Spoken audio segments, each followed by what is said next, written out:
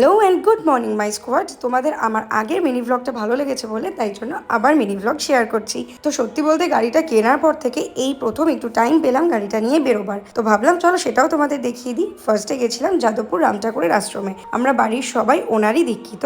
দেন কিছু ইম্পর্টেন্ট কাজ সেরে এই জায়গাটায় গেছিলাম। যারা যারা বুঝতে পেরেছো এই জায়গাটা কোথায় তারা কিন্তু অবশ্যই আমাকে কমেন্টে জানিও। আর সারা বছর তো আমি এই জায়গাটায় যাই, বাট ক্রিসমাসের সময় তো ডেফিনেটলি একবার যাই, কারণ এত সুন্দর ক্রিসমাস স্পেশাল ডেকোরেশন করা থাকে এখানে যে অনেক সুন্দর সুন্দর ছবি আর ভিডিওস নেওয়া যায়। তো তোমরা যারা কখনো যাওনি তারাও কিন্তু একবার অবশ্যই ক্রিসমাসের সময় এখানে যেতে পারো। আর এদিকে আমার গলাটা তো একেবারেই ভেঙে গেছে, বাট আমি জানি যে তোমরা এটুকু ঠিক অ্যাডজাস্ট করে নেবে।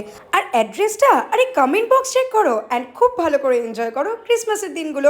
এই দেখো বলতে তো ভুলেই গেছিলাম, merry Christmas and advance happy new year to all. চলো দেখা হচ্ছে খুব তাড়াতাড়ি নেক্সট ভিডিওতে। Love you my squad and tata.